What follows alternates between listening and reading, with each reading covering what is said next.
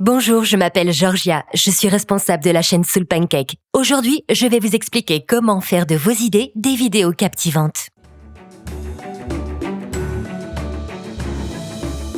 Le brainstorming est l'étape la plus difficile lors du processus de création. YouTube regorge de vidéos extraordinaires et ça peut être compliqué de savoir comment se démarquer. Ce qui est cool avec Soul Pancake, c'est que lorsqu'une personne nous contacte pour réfléchir sur une idée de vidéo, on se réunit tous dans une salle, on s'assoit et on écrit toutes les idées qui nous viennent sur un tableau blanc.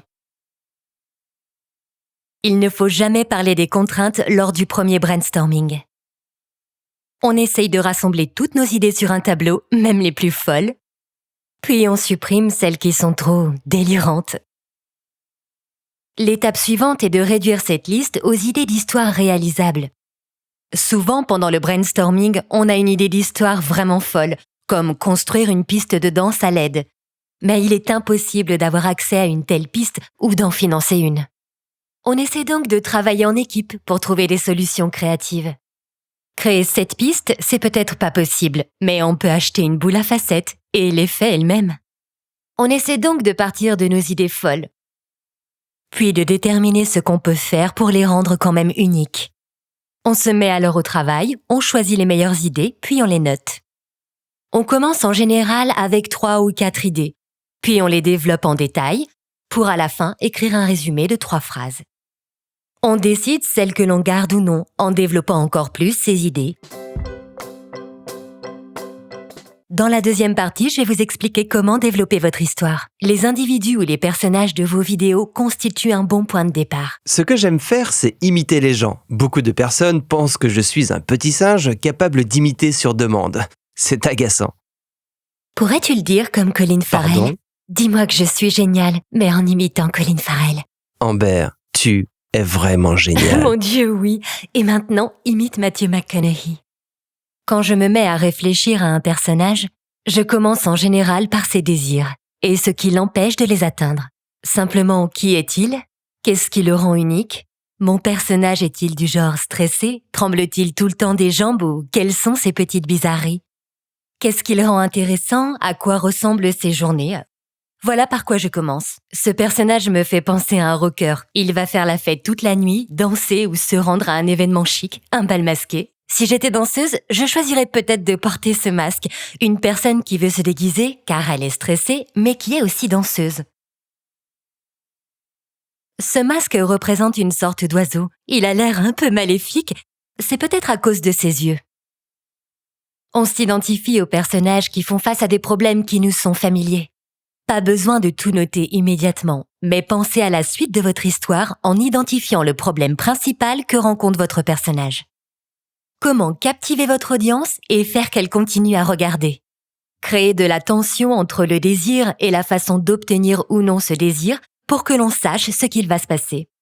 Dans la série The Impression Guys, Jim et Ross sont 2 talentueux imitateurs, mais ils veulent tout arrêter pour devenir de vrais acteurs.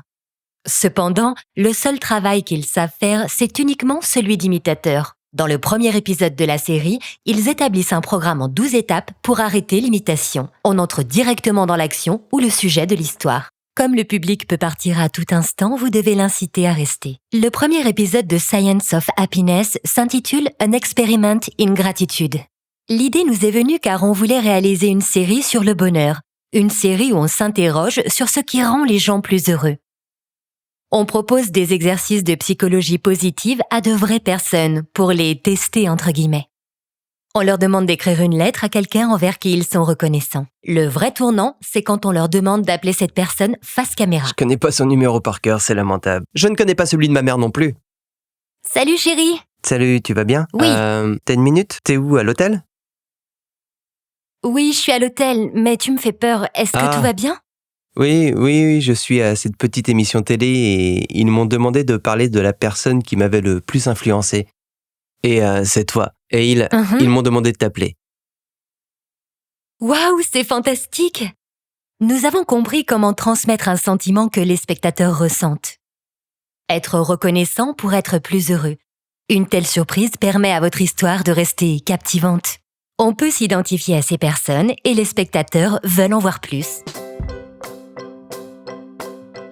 Pour finir, je vais vous expliquer comment repenser des idées d'histoires captivantes. On partage des vidéos pour plein de raisons, souvent parce qu'elles nous touchent ou nous apprennent de nouvelles choses. Une vidéo peut vous faire rire, elle peut vous faire pleurer ou vous choquer. Qui sont vos spectateurs ? Cliqueraient-ils sur cette vidéo pour la regarder ? Regarderaient-ils la vidéo en entier ? Voudraient-ils la partager ? Sachez que vos spectateurs seront plus captivés face à un visage familier. Si un nouveau personnage fait son apparition, définissez le contexte.